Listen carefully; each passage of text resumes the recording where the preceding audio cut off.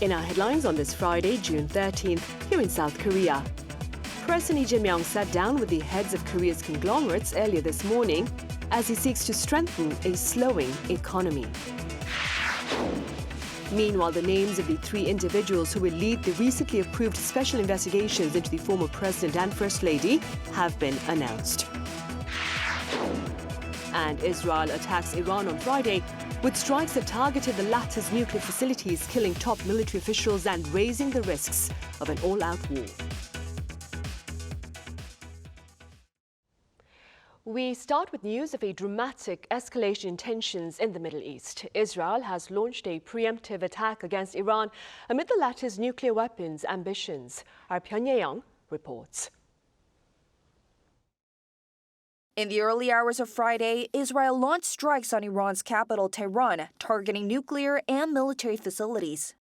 Moments ago, Israel launched Operation Rising Lion, a targeted military operation to roll back the Iranian threat to Israel's very survival. This operation will continue for as many days as it takes to remove this threat. State media confirmed the deaths of several top military officials and scientists, including Mohammad Bagheri, chief of staff of Iran's military. General Hossein Salami, commander of the Islamic Revolutionary Guards Corps, and ranking commander General Gholam Ali Rashid were also reported killed. People in Tehran heard another round of explosions a few hours after the initial attack, with more being heard in other Iranian cities as well. The strikes come just days before scheduled U.S.-Iran nuclear talks in Oman.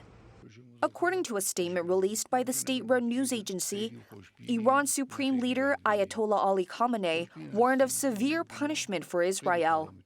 Brigadier General Efi Defrin, chief spokesperson for the Israeli army, said Iran had launched over 100 drones toward Israel in recent hours, and that defense systems were working to intercept the threats.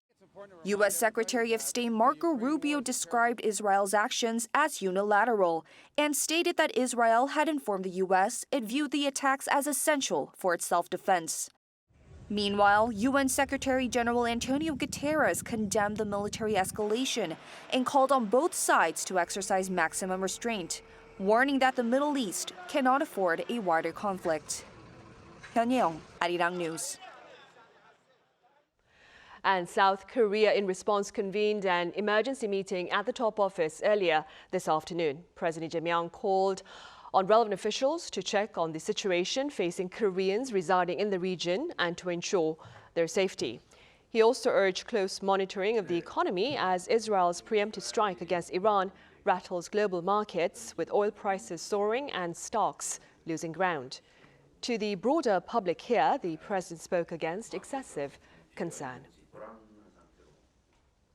Staying with the president's agenda, President Jae-myung has vowed for what he called a racialization of business regulations through the cutting of red tape. Such intentions were shared during a meeting earlier on this Friday at the Yongsan presidential office with leaders of Korea's conglomerates, including Samsung, Hyundai Motors, LG, SK, and Lotte, as well as the chairs of top business organizations. The president highlighted the use of the word racialization instead of easing or loosening, given the need for regulation to promote fair competition. He also stressed that the government and private sector need to work together to overcome the current economic challenges, including U.S. tariffs. The Economy and Finance Ministry's latest economic assessment acknowledges the persistent presence of downward pressure on the local economy, but adds the pressure is not rising. Park Chun-han explains. The Ministry of Economy and Finance on Friday assessed that downside pressures on the economy continue to persist due to tariff-led uncertainties. This assessment comes in the ministry's Green Book for June, detailing South Korea's economic trends. The ministry, however, dropped increasing when describing downside pressure on the economy. Globally, the 90-day suspension of reciprocal tariffs and a trade agreement between the U.S. and China have eased some uncertainties. Domestically, a slight increase in consumer and business confidence following political stabilization and reduced global economic tension has prevented downside pressures from worsening, though they still persist. I think when we first used the phrase downside pressures, we were primarily referring to internal uncertainty. Later, we noted that internal risks seemed to be gradually easing, while external risks had grown due to Trump's tariff policies. The ministry pledged to swiftly implement a supplementary budget approved in May, while simultaneously preparing the second. The ministry will continue to focus on responding to trade risks, including supporting our businesses affected by the imposition of U.S. tariffs. We will also accelerate the speed of development and implementation of a supplemental spending bill to revitalize the economy, stimulate consumption, and support vulnerable and small businesses. When asked about how Israel's attack on Iran earlier on the same day would impact the economy going forward, the spokesperson said that regardless of the attack, downside pressure challenges persist. Park Junan, Arirang News. On the political front, the names of the 3 individuals who will lead the recently approved special investigations into the former president and first lady have been announced. Our political correspondent Shin Ha-young has the latest. 3 special counsels have been appointed and are gearing up to launch investigations into allegations made against former President Yoon Suk-yeol and his wife and the supposed cover-up of the death of a Marine. President Lee Jae-myung on Thursday night appointed former acting chief of the Board of Audit and Inspection, Cho Un-suk, to investigate Yoon's declaration of martial law last December and related insurrection charges. Cho on Friday pledged to ensure that the work done by the police, the Corruption Investigation Office for high-ranking officials, and the prosecution would not be wasted. Kim Byung-kee, former chief judge of the Seoul Central District Court, will look into allegations against former First Lady Kim Gun-hee, including stock manipulation and election fraud. I'm aware that the case has raised a lot of questions from the public. Since this is a very controversial case, I believe it's important to remain objective. Lee Myung-hyun, who previously served as a senior official at the Defense Ministry's prosecutor's office, has been tasked with investigating the death of a Marine during flood rescue operations in 2023. I see it as my duty to uncover the truth behind this unjust death, and I'll do my best to get to the bottom of it. The ruling Democratic Party and the Rebuilding Korea Party on Thursday each recommended 3 candidates, 1 for each special counsel position. Among those recommended, 2 candidates from the ruling party and 1 from the other party were appointed. The DP welcomed the swift appointments, expressing hope that they will meet public expectations and uncover the truth. All 3 special counsels are seen as having strong investigative skills and standing firm against outside pressure. We hope they will stay focused on the people and work to uncover the full truth. On the other hand, the opposition People Power Party strongly criticized the appointments, saying the government has shifted its focus away from people's livelihoods and is now heading toward political retaliation. They also pointed out that all 3 special counsels were recommended by the DP and the RKP, claiming political interests were put ahead of fair investigations. The choice of special counsels clearly shows the political bias of the Lee Jae-myung administration. It suggests the real goal is to target the opposition and take political revenge. Each special counsel will start with a 20-day preparation period. The full-scale investigations are expected to begin as early as the end of this month or at the latest in early July. Shin Ha-young, Arirang News. Also, on the political front, Korea's 2 major political parties are undergoing leadership transitions.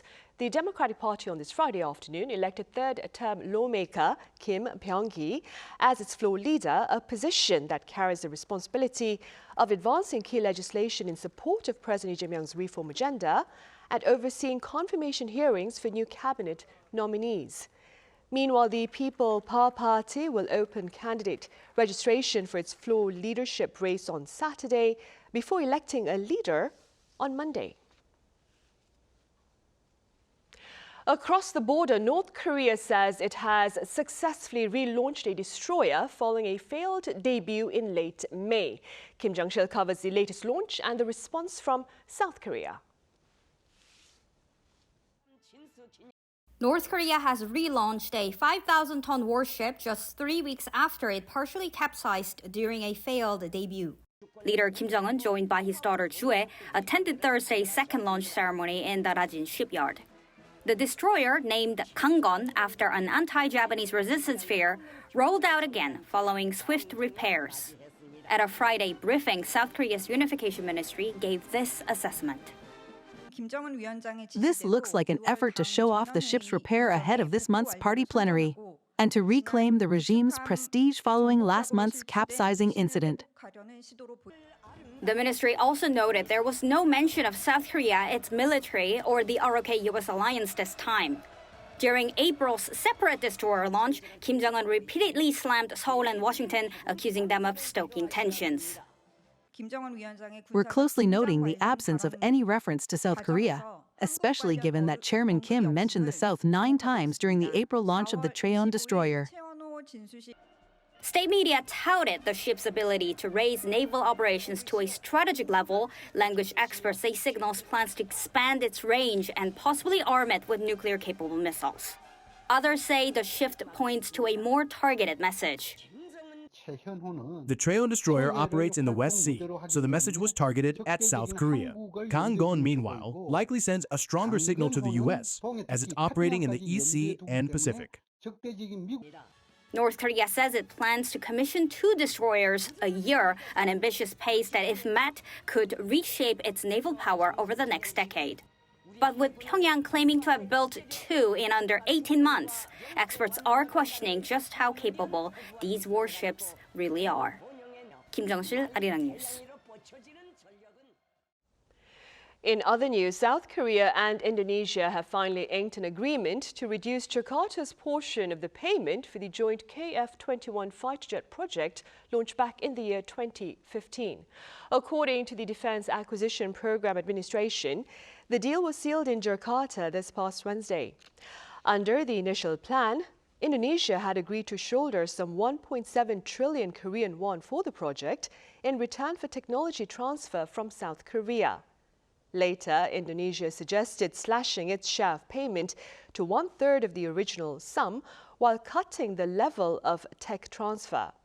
South Korea, in response, had accepted this suggestion, but the 2 countries were unable to sign a revised contract amid a police probe into alleged technology theft by Indonesian engineers at KF-21 manufacturer, the Korea Aerospace Industries.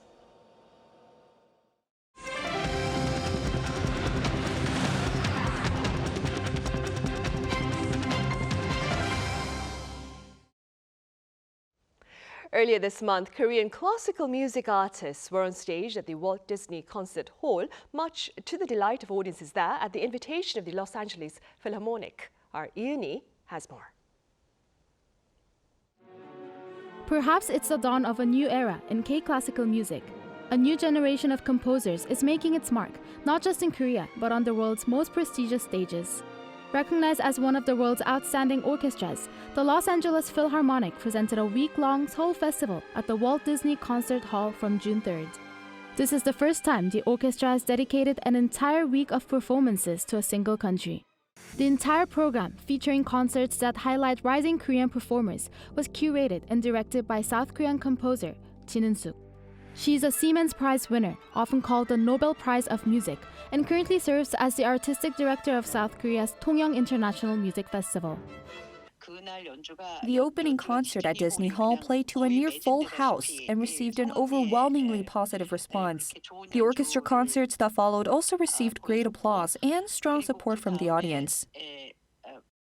The Seoul Festival included a collaboration between South Korea's Tongyang International Music Festival Ensemble and the LA Phil New Music Group, under the theme New Voices from Korea. South Korea's young composers, including Lee Sung-hyun, a prize winner at the Geneva International Music Competition, premiered works, all conducted by rising talent Yoon Han-gyul, the winner of the Harvard von Karajan Young Conductors Award at the 2023 Salzburg Festival.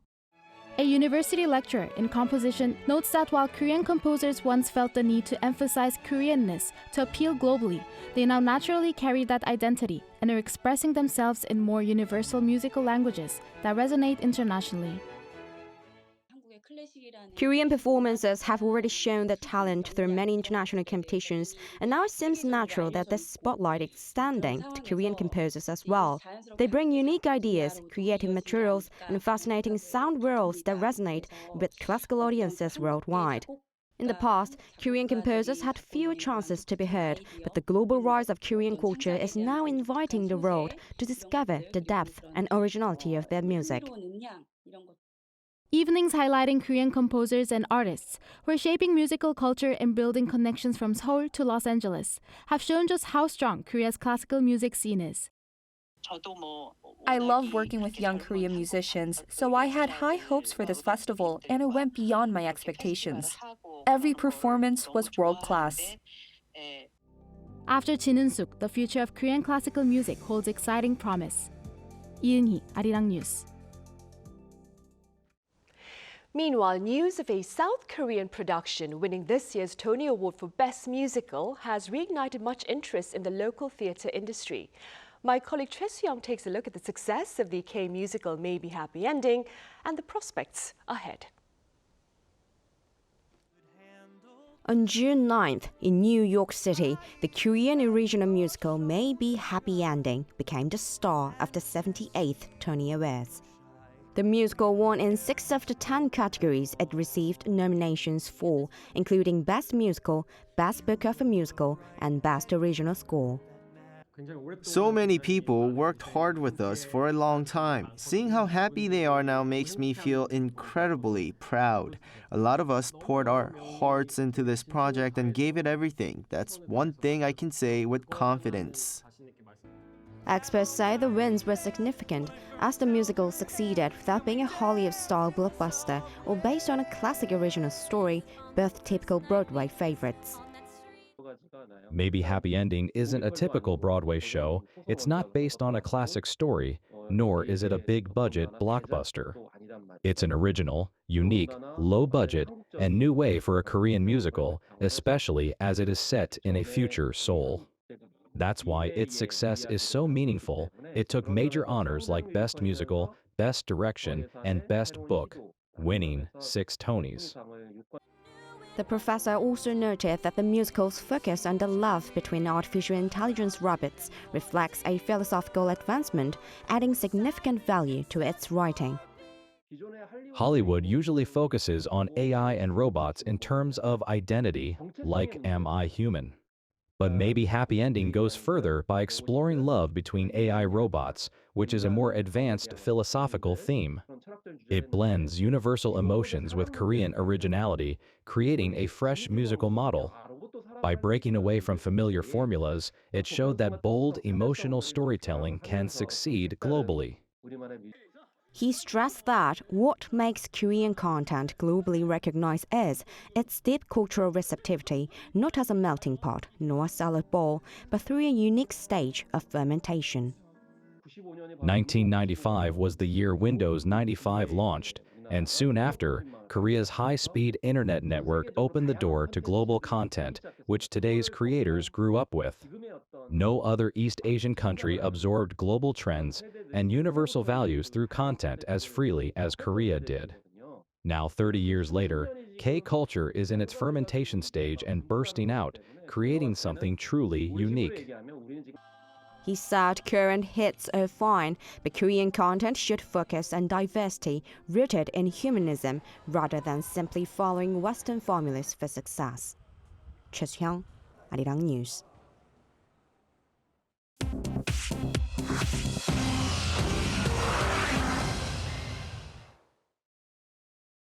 This is The World Now, bringing you the latest stories from around the globe.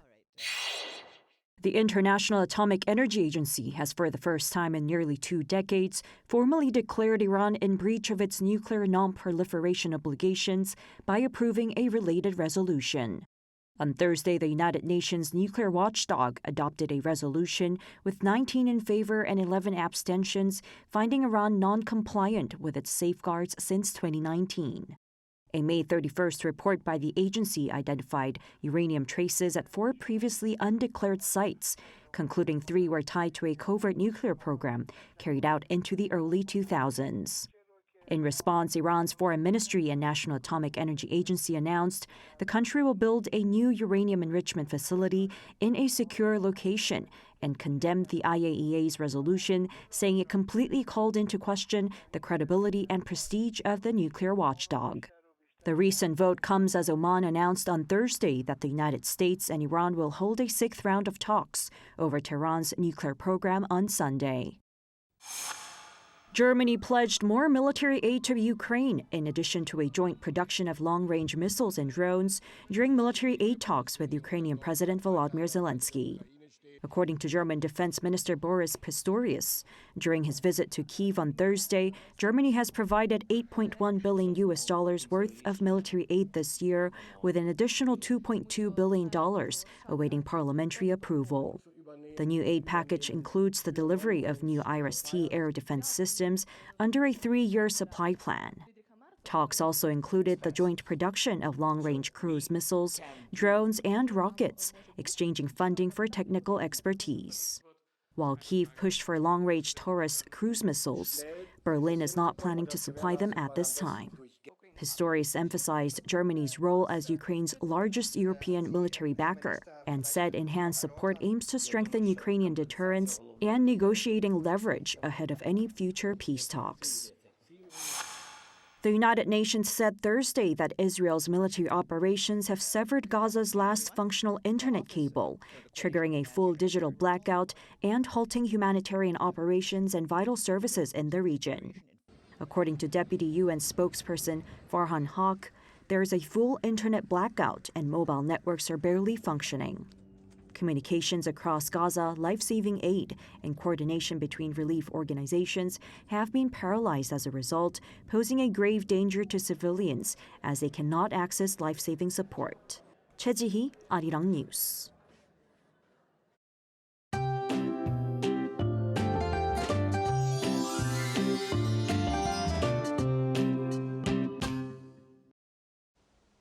It's raining everywhere today. The rain clouds have gradually spread to the southern parts of the Chungcheongdo provinces, and it will rain in the Seoul metropolitan area tonight. Jeju will get as much as 180 millimeters of heavy rain, and the mountainous areas will receive more than 250 millimeters. The south coast will also see more than 120 millimeters of heavy rain. As rain is concentrated on Jeju Island and the south coast, a preliminary heavy rain warning has been issued for these areas. Winds are also expected to strengthen between tonight and early morning tomorrow, so preliminary strong wind warning is also in effect. Tomorrow morning, most areas will start off at around 19 to 21 degrees Celsius. Daily highs will move up to 30 degrees in Seoul and Chuncheon, 28 degrees in Daejeon and Daegu. The rain will continue on and off until Monday. That's all for Korea. Here are the weather conditions around the world.